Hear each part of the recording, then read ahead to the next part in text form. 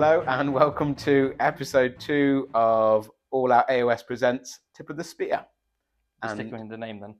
Well, we're going to have to now. We're official. We're live on all great podcasting services. Thanks for joining us again. Robin, have you been doing much Spearhead over the last week?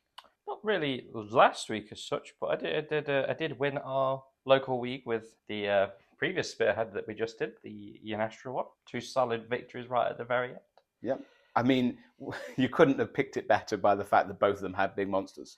And I missed every single one of my enhanced monster shots. I got 4 shots. It was against Sylvaneth and Giants. Missed all 4 of them. So that was a brilliant enhancement to take. And I can't remember, but if I said it was a good enhancement, I was wrong. I was just re-listening, and you were like, well, sometimes you get it off and sometimes you don't. So you were about right then. Robin had his great glory there. Unfortunately, I came 4th in said tournament, losing to Suns and Sylvaneth with my Nurgle, which was unfortunate. But they have had quite a run out because I did enter a Warhammer World tournament, which you can check out my video review of that. Spoilers, I did come 4th with 2 wins and a draw. I had 2 mirror matches against Nurgle. It's a pretty good Spearhead. First ever time I've actually played Nurgle in any tournament. And I have been to Warhammer World a second time to do the quest night when I came 3rd. So each time I'm going up a rank. So 2nd place here I come, hopefully. But enough about what we've been doing. Let's get on to Nighthaunt. Ooh, spooky. For our Halloween episode. Maybe, if you're actually listening at Halloween. Yeah, If not, this is just a bit random. Both of us have actually used the Nighthaunt Spearhead. The first ever tournament I did at Warhammer World, I played Nighthaunt for the first ever time, and it was horrible. They were a combination of, I didn't know what to do, and they were probably a little bit broken at the time, and they could teleport in their turn and my turn. And I came away going, Robin, if I ever collect Nighthaunt, tell me I'm no longer doing Warhammer ever again. Fast forward like 6 months, I play someone doing the Nighthaunt Spearhead, and I was like, wow, they look like a lot of fun. Also, I'm pretty sure, didn't we play Nighthaunt when we went to the Spearhead launch event at Warhammer World? We did. Nighthaunt and Lumineth. We were Lumineth, I think. No, we were Nighthaunt. I remember because they kept on putting the Lumineth models the wrong way around because the spears were too pointy forwards. Yeah, and we were like, that seemed like a rubbish army. Well, that's because we ran them in, they died. Yeah. And then I think it was before we actually learned about reinforcements. So whether we were like, oh no, we've lost half our army. But we played them in the tournament Robin was talking about earlier that he won. Both of us were in the same group and we had to play someone. And I was like, wow, yeah, a lot of models. They seem to do quite a bit of damage. This looks like a really good Spearhead. I want to get them. Wiped a whole squad of Vanquishers in one go. Yeah. Which maybe, as you're going to hear, is maybe not representative to their natural damage output. But they have the capability. So here we are. We've probably collectively done around 10 games with them. I think you've done slightly more than me, but yeah, we've done a fair few. And you can go and check out with our very first ever video where we had the Spearhead we did in our last episode, Yanastra Spearhead, versus the Slasher Host. So check out, we won't give you any spoilers there, but the Nighthaunt Spearhead, this is the original one. At time of recording, there is 2. So we are doing the original one, which includes the Knight of Shrouds, 3 Spirit Hosts, 2 lots of Grimwrath Reapers, 5 in each unit, and then 2 lots of Chenray team. Yes. Battle trait wise, well, not so much now, but old Nighthaunt was they couldn't have any modifiers to their save rolls. I think now in the main game they can have positive, but are still not affected by negative, which is seems quite strong. As you'll find out, it can be a bit frustrating, especially if your army is geared towards having a lot of rend. The most frustrating part for me is when you're used to going, hitting on this, wounding on this, that's 5 through 3 rend, 1 rend, 2 rend, and then you're like, nope, you have to stop yourself because it's like, no rend. Yeah, the Nighthaunt players love going, it's no rend. Yeah. And you go, yeah, I know, but we're one of them now. Yeah. So yeah, that's their ethereal passive. That's kind of Nighthaunt's main thing. They ignore rend, which, as you said, can be very powerful. Yeah. To kind of compensate, they have low health, which does mean that sometimes you can just have a bad roll and you lose like a whole squad. Yep. And you can't rely on anything. Again, this version, you can't rely on anything to boost it. Yes. So you can't be like, I really want it to be saving on slightly better. That's it. It saves on what it does, and the dice will decide. So they've also got the Wave of Terror. When you charge, as long as your roll is 10 or more, you can give one unit that you charge strike last, which, as I've found, it's amazing how little you roll 10s. Well, yeah, averagely you shouldn't roll that many 10s. It is kind of a nice thing when you get it off. And I've found that sometimes I will just roll a charge. I don't necessarily intend to get the unit in, but I'll be like, I'll roll it. And then if it happens to be a 10 or more, I'll charge that unit in as well. Yeah. So that when I'm getting in combat's got the strike last. But otherwise, it's not an ability you can rely on. Plus, also, this Spearhead just has a lot of units. Yeah. It probably has more units than any Spearhead. Insert other Spearhead with it now. But yeah, I agree. I don't know if definitely no one's got more than it. No. And more than it that comes back as well. Because, I mean, Nurgle by the end of the battle, I probably do when I've got my units that come in later. Yeah. Because I've got 2 lots of Plague Bearers, Blight Kings, 2 lots of Flyers of General. I've got 7. But I only got the 7 from the 3rd onwards. This, you get all of them from the start, which seems pretty crazy. Yeah, if you take the first turn, they've got pretty good movement. You're probably in a good enough spot to charge your whole army in, which can be a pretty impactful first turn to basically charge everything in, give a few strike lasts. And get their charge bonuses that we'll talk about as well. Yes. So, like all armies, they've got 2 regiment abilities. So you've got the choice of Death Stalkers, where you can pick an enemy unit on the battlefield, add 1 to the Ren characteristic of melee weapons used for attacks that target that unit. And the other one, the Chorus of Terrors, subtract 1 from hit rolls for combat attacks that target a friendly unit that is charged in the same turn. Personally, I tend to choose that one. Same, I would tend to pick the Chorus of Terrors just because Nighthaunt's obviously kind of a defensive army. It's hard to kill it. If you can make it harder to kill it, brilliant. Obviously, on the charge, so maximum you get it off is half the time. If they're already in a combat, you're not getting it off. But for that turn, anything I think that gives -1 to hits, especially a destruction army, a hitting on 4 army. You know, if you charge giants in with this, unless they roll crazy, they're not doing a lot back to you. Obviously, the rend is good because nothing has more than 1 rend in this army, and if you're fighting something with good saves or a pivotal unit, you know you need to take down. Maybe choose that. Yeah, I think the Chorus of Terrors is always pretty much a good pick.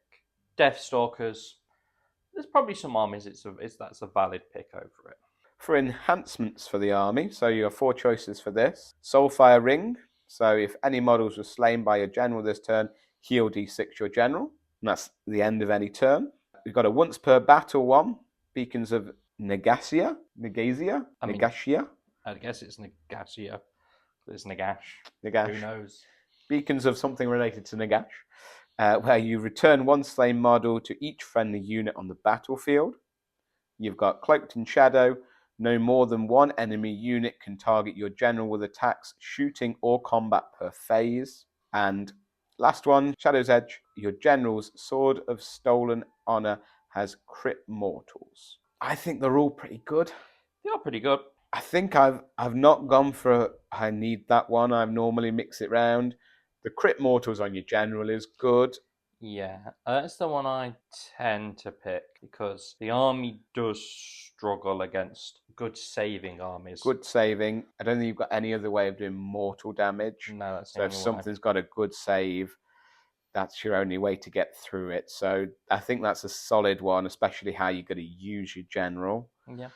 I mean, I like the returning 1 slain model. Doesn't obviously really help with the chain rasps, but for the Grimwrath Reapers, I think that is quite impactful. Or the Spirit Hosts. Or the Spirit Hosts, yeah. Yeah, they're quite big. They get a lot of attacks. Your general, the healing one, obviously it's end of any turn, which is good, but it just does feel a little bit dependent on what you're playing. If they've got lots of little models, you can guarantee you're going to kill one, yes, but it's not just do damage, it's kill a model. Kill a model. If you're playing Suns, you're never picking that. I mean, there's even some armies that kind of, again, he only has 1 rend. Yeah. He is the most killy thing in your army, but that's not saying much. So again, you've got to be very careful with that one.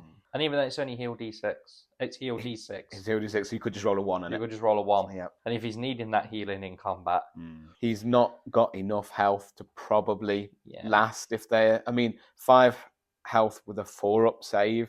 If they really want him dead, he's possibly dying in the turn. Unless you pick the last one. Unless you pick the last one, where no more than one enemy unit can target your general with attacks, shooting, or combat. I do think maybe against a heavy shooting army, that's your option. Yeah.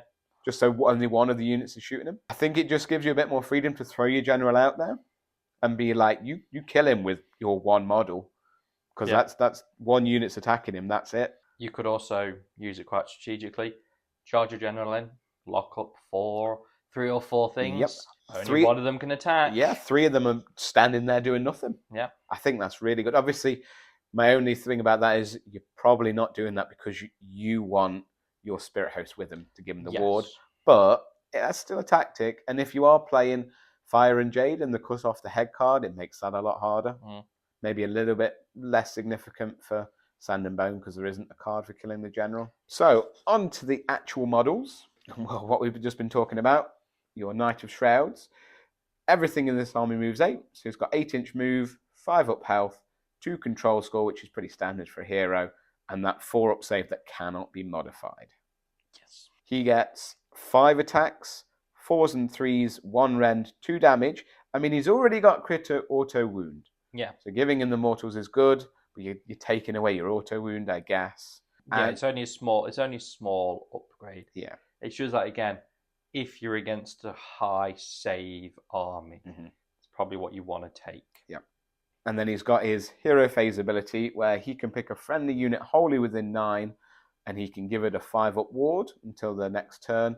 He can give it to himself. Which is brilliant. I mean, as we're going to talk about, he's kind of got a bit of a buffed ward anyway, but he can give it to the Spirit Host.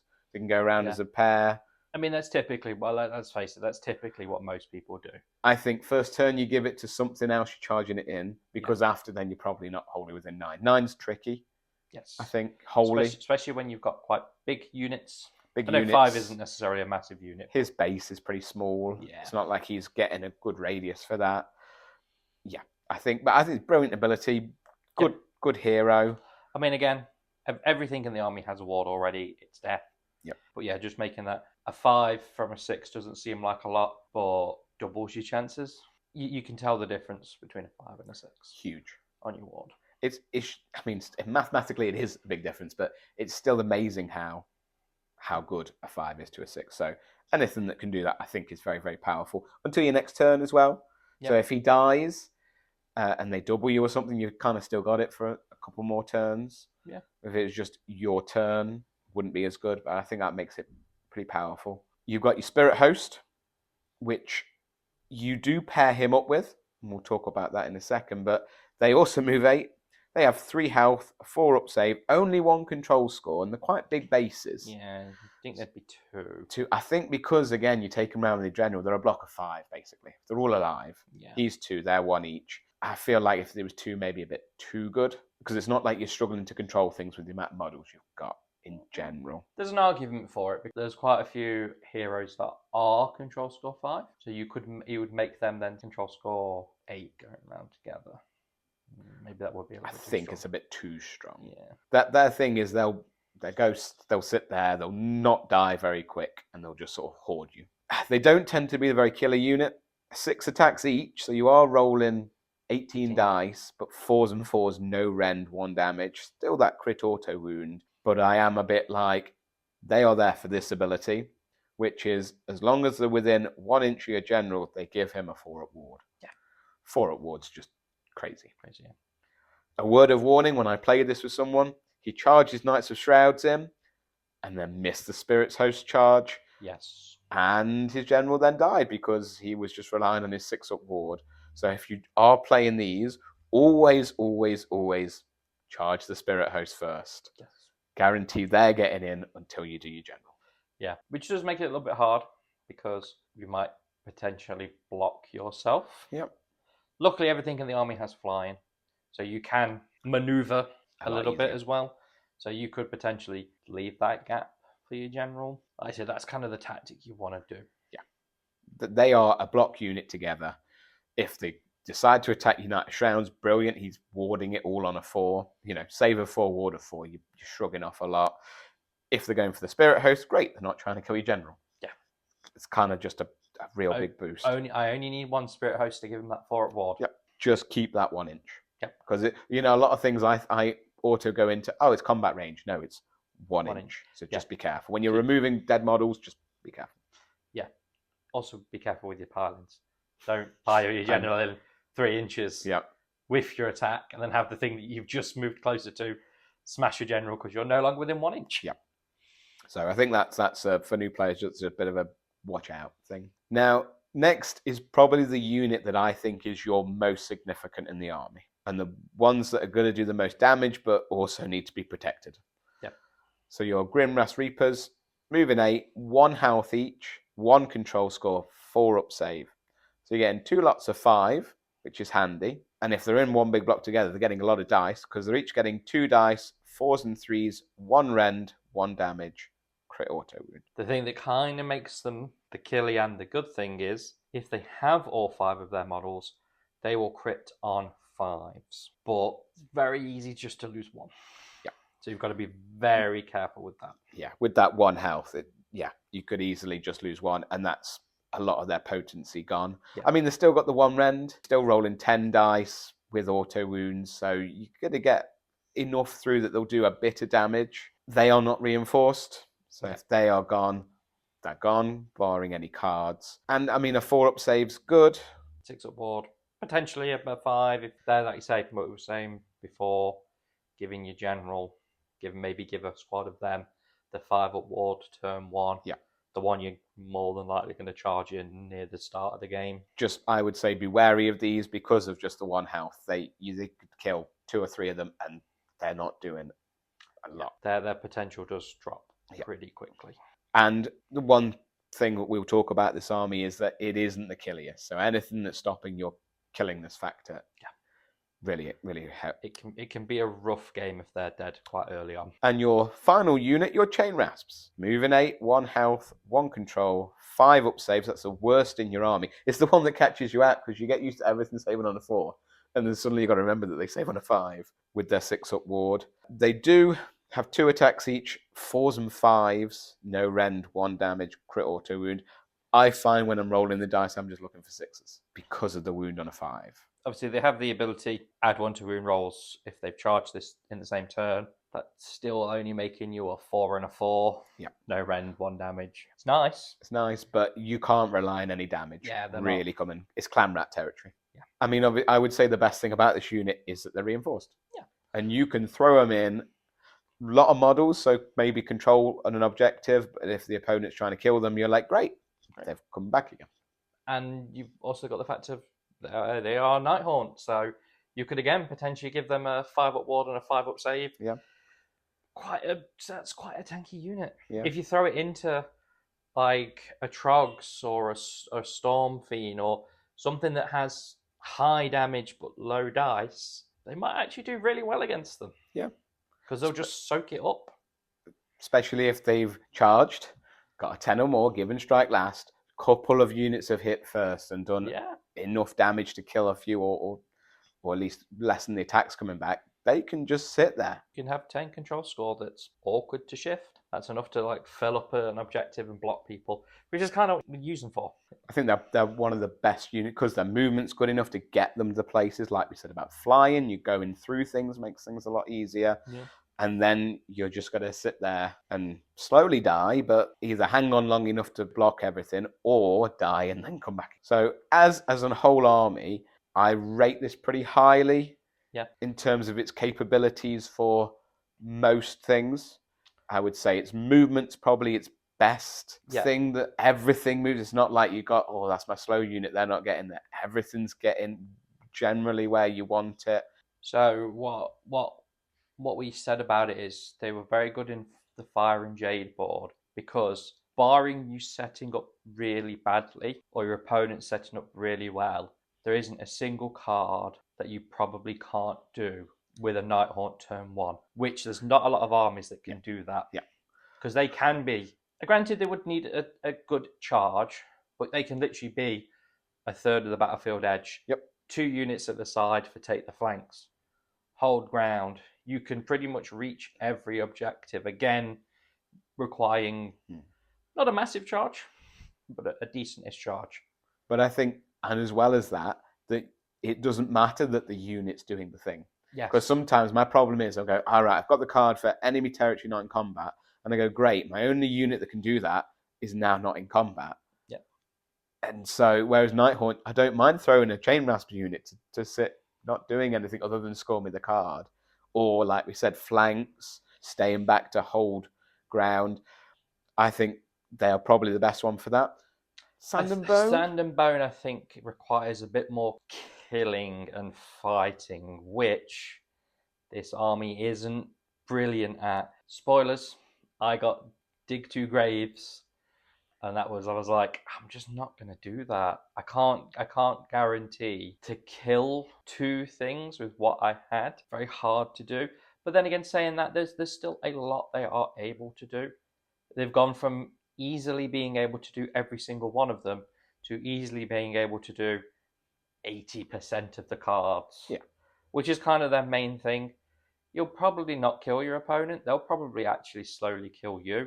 Yes. But you'll have just done more stuff. I think you'll have hoarded the board, you'll have gone where you needed to, you'll have scored your points. You've still killed a bit, hopefully, if your game's gone how you wanted, but you're not tabling your opponent. Unless you roll really well. You roll a lot of 6s. A lot of wounds through. You do roll a lot of dice, as you were saying. Yeah, and I think you're always going to have a good turn on the turn you charge a lot of things in. Yeah. First turn for them is very powerful. You can, the first time I played Nighthaunt, I basically lost for the simple fact of he just moved everything 8 inches forward, charged absolutely everything in, and then we spent the whole game fighting on the 2 objectives that I was set up on. So they were getting 3 points every turn. I was only getting 2.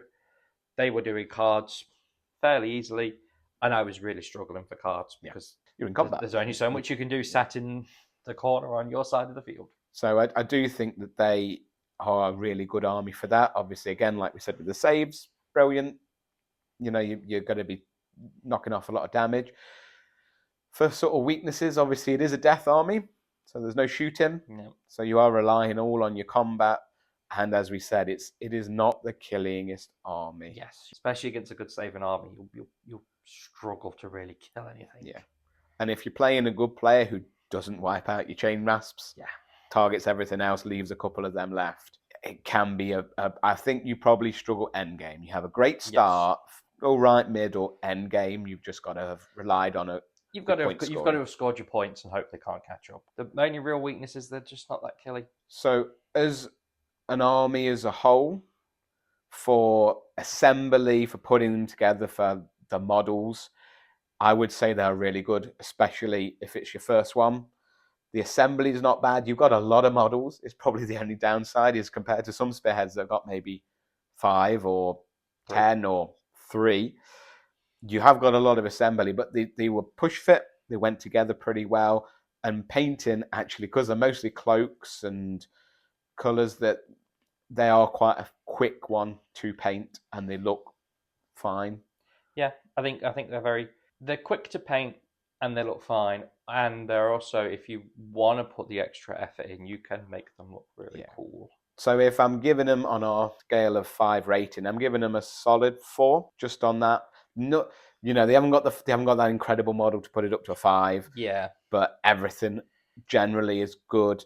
Nice to paint. I suppose that is kind of the thing. They all do sort of look the same. But I like that because it looks like a wave of ghosts charging into you, which is what they are. For terms of playing, the sort of how they are to play with, the fun factor, I don't want to say competitiveness, but if you've got a bad spearhead, that's probably not fun to play. Yes. You need one that's got to be a good game. Again, I'd probably put them up there as a 4. I was thinking maybe a 3.5. They are a bit I would say that they're one-dimensional. Yeah, that's what I'm saying. Other ones I enjoy more because they have a bit of everything. These don't. These have a good bit of one thing, and they're very good at it, and they're fun to play with that. Yeah. That, and I think if someone just has a good turn and you have a bad saving turn, potentially, if you lose your Grimgas or Yep. maybe your general or something quite early on for Yeah. just a bad roll, it does have big impact. Yeah, true. More than probably most. If you're left to your chain rasps, second battle round onwards, yeah, you're not having a fun game, to be fair. So, yeah, okay, maybe 3.5 just on that one-dimensional aspect. Yeah. But, still good rating, really enjoyable to play with. Yep. I would recommend this as a good army for your first one. The fact that you've got less things to think about for everything's moving 8. Almost everything's got the same saves. And as a starting army, fairly straightforward. You move, you charge, and you hope that they don't kill you, and you kill enough of them to just sit there and lock them up, have some stuff to run about. And you will score your cards. Yeah. Either side of the board, either Sand and Bone or Fire and Jade, you will find it easy-ish to score most cards. So in terms of competitiveness, I think they're not top tier. Yeah, but they're just under. See, I think the way I view it is top tier, but not quite the best. Yeah, it's not when I think of your top. Yeah, okay. If I think of my top 3, they're not in it. Yeah, but they're just below. If you think of my top 10, they're definitely in. Yeah, they're definitely a top 10. Maybe just outside my top 5. You're gonna have a good chance to win against most armies you play. I suppose maybe that's the thing as well, is they're going to be better against some armies than others because of the ignoring Rend, and you've got that side. But they're not going to struggle against many armies either. No. Maybe an army that can really shoot them and whittle them down early. Yeah, potentially. And they're not in the flying, so they're almost always... It's hard to hide. Yeah. Yeah, if you could get enough shots off and you get enough shots off at the right thing. Maybe that is going to be a bad matchup for you. But generally, I don't think a lot of armies will be. Yeah, because it tends to be the good shooting armies are a little swingy anyway. Yeah. So if they shoot good against anything, they're going to do well. Yeah. So that is the Slasher Host Nighthaunt army. Kind of our opinions on it. Yeah, a good little army. Definitely a good Spearhead. Brilliant Spearhead, I think. Yep. And if you're getting into Spearhead, definitely recommend. If you're advanced playing, still recommend, because they're just a lot of fun to play. In the next few weeks, hopefully, we're going to be pretty regular with the podcast, so we'll be covering more armies. So if there's any armies that you would like one, we're very open to suggestions. We've also got quite a few things that we want to debate about Spearhead. If you've got, obviously, if there's a Spearhead you want, mention it. We don't have every Spearhead yet, so we may not do one that we haven't played or not played against, because we want to give you the best sort of knowledge from we can, rather than just reading out the book. We want to give you that on the table feeling. And as we said, we've got the YouTube page where we've got battle reports, and we've got the Nighthaunt versus Stormcast, and with Halloween we've also got our Death Army one, which will be coming up very soon, which the Nighthaunt are part of. So you will get to see them on the board. So check out All-Out AOS YouTube. Yeah. Very deadly. Very I was going to say interesting ending to that one. Bit of a twist. There you go. You've got to watch it now. You're intrigued. Got to watch it. We hope you've enjoyed listening to the podcast. We will figure out a way to finish an episode with some sort of clever, catchy. Don't roll ones on a charge. I can't say that because I do it all the time. You still need to figure out the end. Did you hear what we did last time? We just slowly muted us out.